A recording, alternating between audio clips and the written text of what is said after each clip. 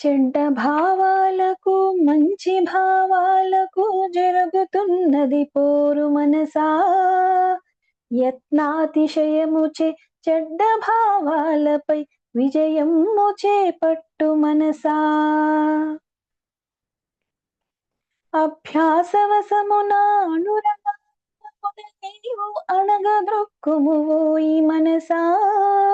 శ్రద్ధతో భక్తితో దైవగణముల నీవు లెస్సగా బడయుము మనసా.